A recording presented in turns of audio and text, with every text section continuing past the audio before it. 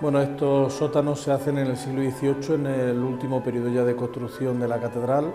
tanto cuando se une la cabecera y el crucero, que se termina en 1660, como cuando se termina en 1688 la fachada. Entonces, en el primer tercio del siglo XVIII se unen ambas partes, se construye la lonja norte de la catedral, donde estaba antes el claustro, la catedral gótica, y había un cementerio, y se hace esa lonja, y para salvar la diferencia que hay de nivel en toda esta zona norte, pues se construyen estos sótanos.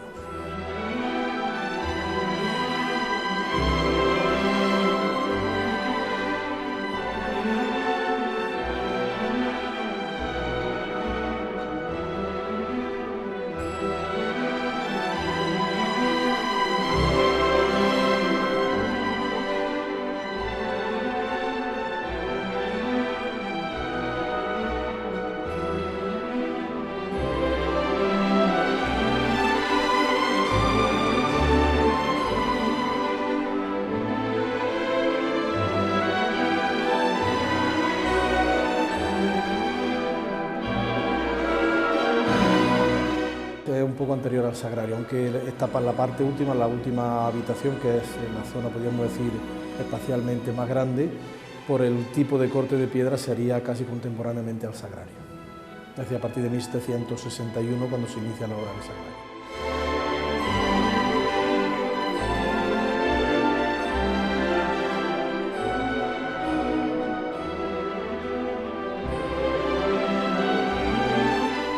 Un espacio que no tiene una gran riqueza ornamental, como se puede ver, tampoco era una zona puesto que estaban los servicios de la catedral y luego el resto de habitaciones servían como de almacén. Entonces, pues el corte de piedra tiene un corte de piedra una estereotomía muy sencilla, muy clásica, que sobre todo en la zona última pues se une directamente con el lenguaje artístico que conocemos como neoclásico.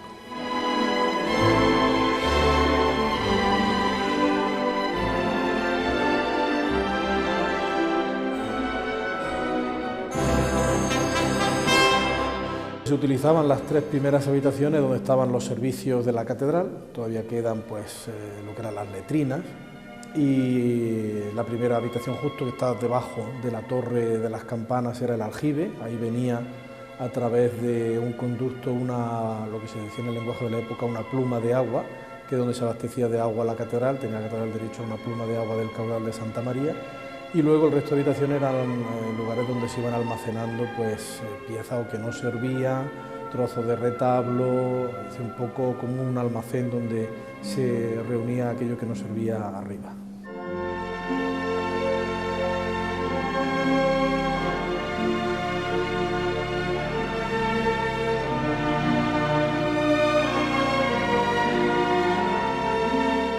Fue restaurada recientemente, aproximadamente hace unos 7 años, porque en la Guerra Civil la catedral se convirtió en prisión y entonces se colocaron una serie de machones tanto en el pasillo como en las habitaciones para convertirlo en refugio antiaéreo. Esos machones tenían la funcionalidad de soportar la bóveda para que en caso de que cayese alguna bomba sobre la lonja pues no se viniera abajo y dañara a las personas que buscaban refugio aquí. Entonces se quitaron esos machones, se limpió el suelo, se llagueó en alguna zona y se dio a cambio una limpieza general. Y antes hace ya pues unos 15 años, cuando se consolidaron las pilastras de la verja, también se impermeabilizó la lonja en la parte superior y de hecho pues no hay ningún tipo de filtraciones, ni siquiera en años como el año pasado o hace 2 años, que fueron años de mucha lluvia. Es decir, una zona que está perfectamente aislada.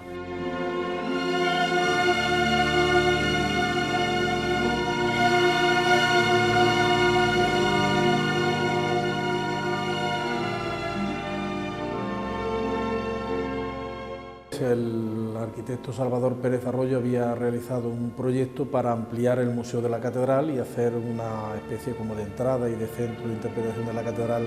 en esta zona, y en un primer momento había una partida de financiación que finalmente no se ejecutó. Sería, puesto que lo que se ha reunido de la colección de arte de la catedral en el antiguo Panteón de Canónigos, realmente un espacio demasiado reducido para la cantidad de obras que hay ahí. Pues toda esta zona sería, que son aproximadamente casi unos 400 metros cuadrados, sería ideal para para sacar algunas piezas y un poco aligerar de contenido la zona del antiguo Panteón y ampliar lo que es la exposición permanente de arte sacro.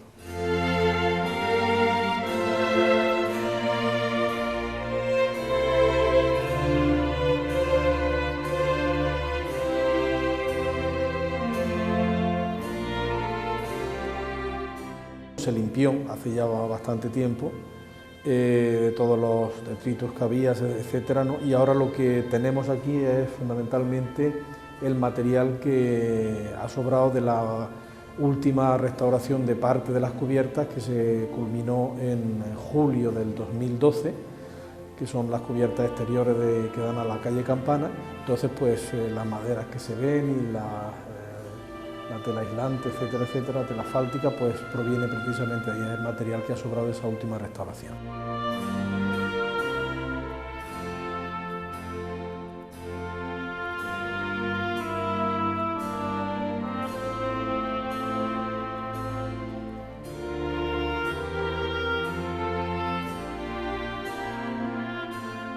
Se ve por la misma disposición cómo aprovechan el agua que venía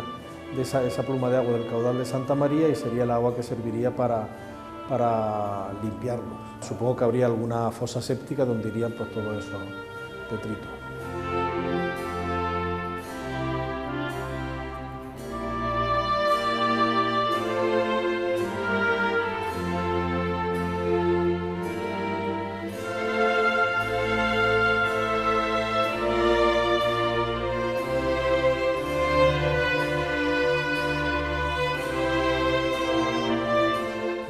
Habitualmente cerrado porque tampoco no tiene ninguna, digamos, finalidad, no está tampoco para ubicar, por ejemplo, que podría ser también un lugar para exposiciones, puesto que el espacio, como digo, son prácticamente 400 metros cuadrados, pero necesitaría pues todavía los cerramientos de las ventanas que dan a la calle Campana, que se refinase un poco la solería, puesto que cuando se colocaron los machones durante la Guerra Civil, se quitó la piedra de la solería y ahora mismo está únicamente esa zona cubierta con cemento. Habría que un poco refinar el pavimento y necesitaría pues evidentemente un nuevo sistema eléctrico de iluminación. Todavía quedaría bastante para que pudiese ser una zona visitable, lo mismo que es la zona superior de la catedral.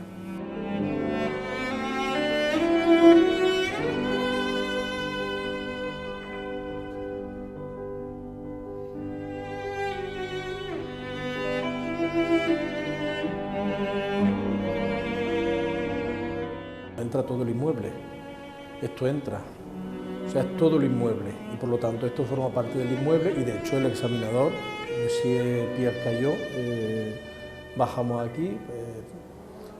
don Pedro Galera, el catedrático de Historia del Arte de la Universidad, tenía especial interés en que viese cómo hasta una zona que no era,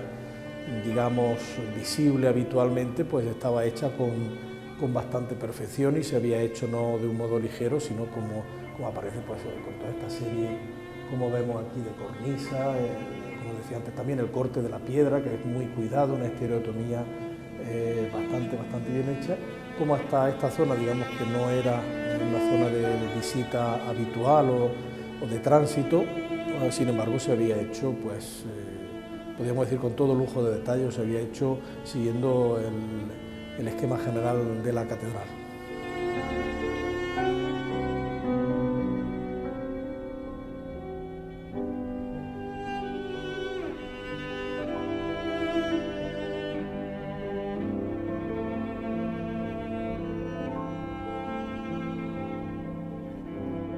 Fundamentalmente quedan los tejados y luego hay dos obras que son, no digo urgentes, pero tampoco se pueden dejar, que sería la consolidación de los elementos de la fachada este, es decir, de la cabecera de la catedral, el friso gótico, que está hecho de una piedra que, teniendo en cuenta que tiene ya pues 5 siglos, pues es lógico que se resienta del paso del tiempo y inclemencia meteorológica, y luego también habría que consolidar algunos elementos y limpiarlos de la fachada oeste, es decir, de la fachada principal, la que da a la plaza de Santa María, que es, no hay que olvidar que ahí es la zona donde más azota, por ejemplo, la lluvia, y entonces eso, evidentemente se produce toda una serie de arrastres de material que son pues esas zonas más oscuras que se ven por ejemplo, en los entablamientos y en los frisos de la fachada. Eso necesitaría pues una limpieza y consolidación de algunos elementos que ya algunos están fijados con grapas metálicas.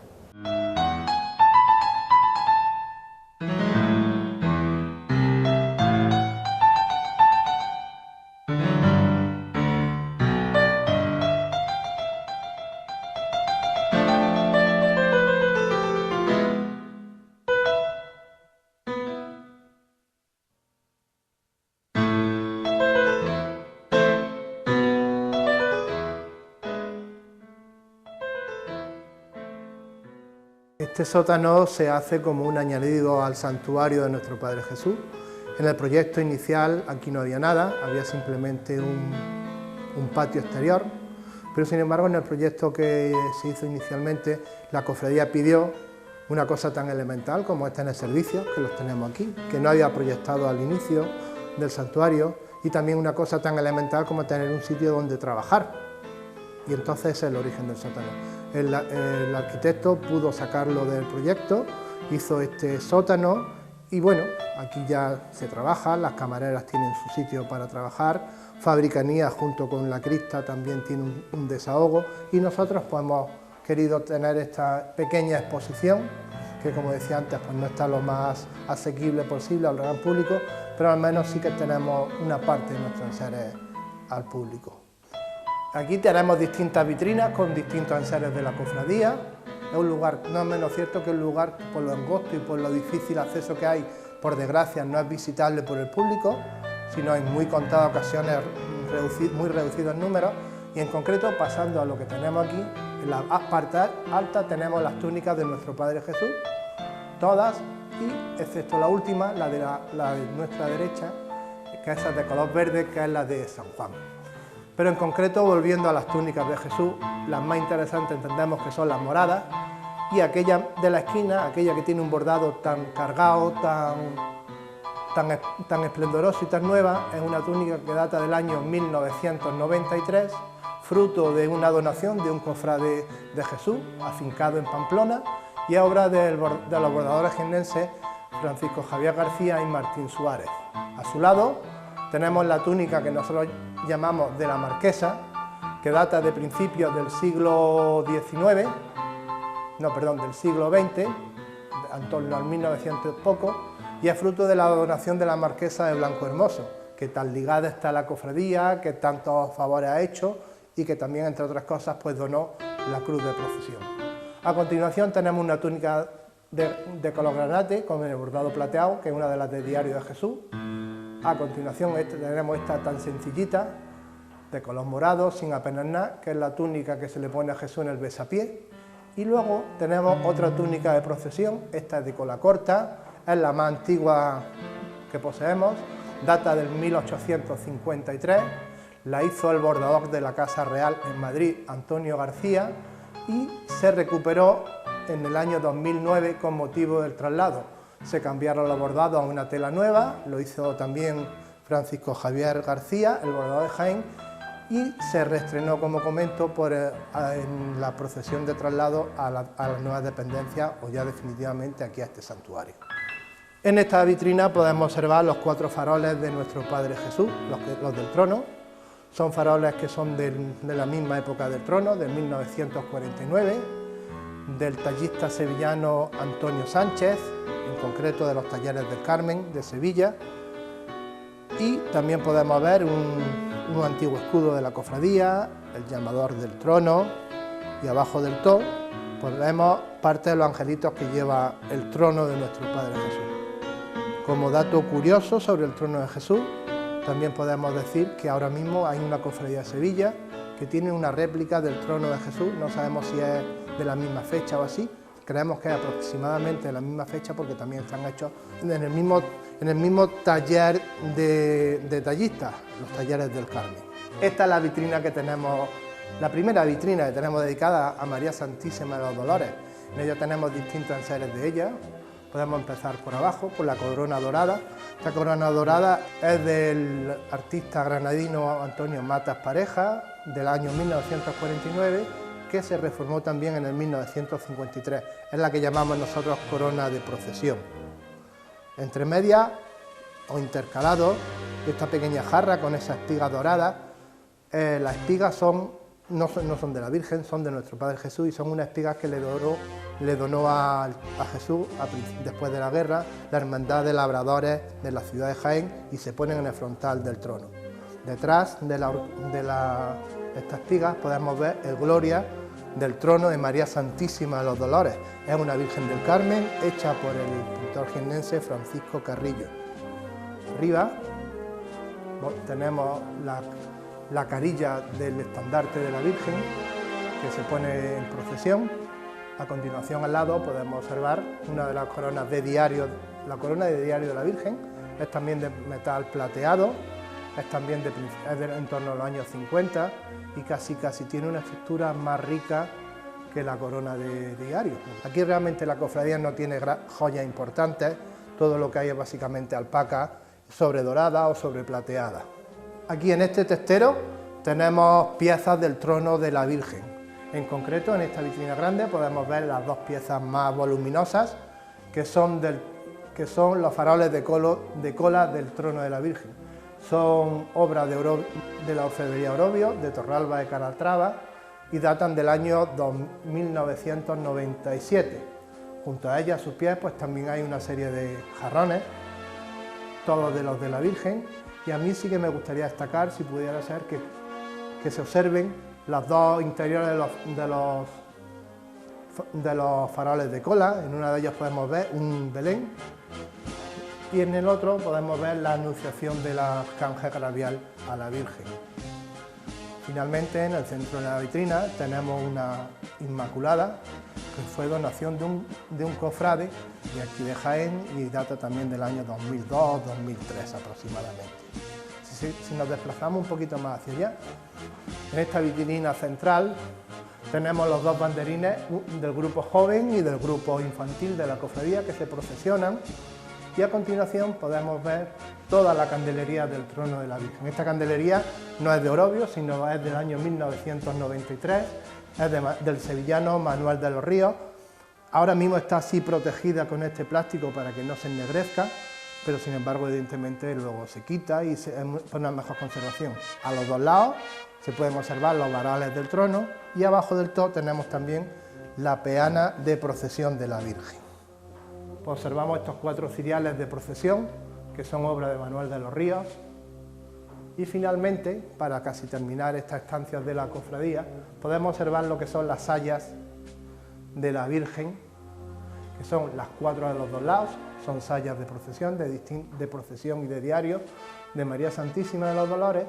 y sí que me gustaría detenerme por un momento en esa alba de gala central. Esa alba de gala central es una donación de las Madres Carmelitas Descalzas a esta cofradía con motivo de nuestro traslado. La hicieron ellas con todo su cariño, su esplendor, y se estrenó en la primera misa que se celebró en este santuario. Como complemento de esto, y bueno, esto quieras que no, es un lugar más de desahogo de la cofradía, un sitio de trabajo de las camareras. Aquí tienen ellas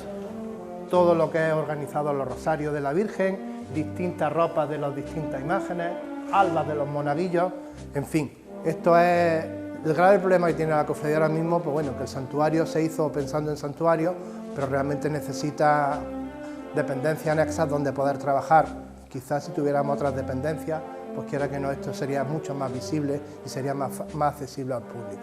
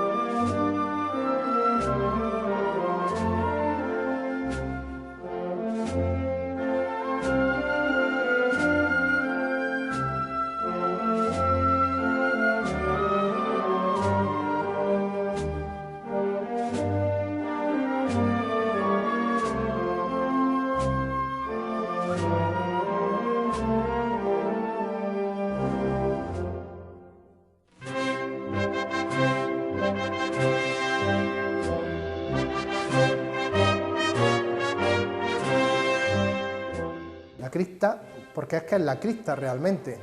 Está situada justamente debajo del camarín de nuestro Padre Jesús. Ahí en su momento se supone que es donde enterraron a la familia Lucas de Frío, al capitán Pocasangre, y seguramente también alrededor de esa cripta antigua o de ese sótano que ahora nosotros tenemos como fabricanía, como un lugar de desahogo, un lugar para meter distintos enseres, pues seguro que de ahí también están enterrados muchos de los carmelitas descalzos que estuvieron en este convento. Aquello yo creo que no se llegó a cubrir nunca, a tapar nunca, porque bueno, siempre ha tenido uso. Después de Cristo ahí hubo una carpintería pues hasta casi la restauración del santuario. Y bueno, y sería un lugar muy bueno también si alguna vez pues la cofradía pudiera darle un uso como puede ser un columbario. Pero vamos, es un proyecto, o mejor dicho, esa es una intención que está en mantilla, que habría que poner de acuerdo al dueño del edificio, que es el ayuntamiento, y también coordinarlo con las normas eclesiásticas. Pero no sería menos cierto que sería un buen lugar para que muchos jiennenses, muchos cofrades, pues descansaran sus cenizas a los pies de su Nazareno.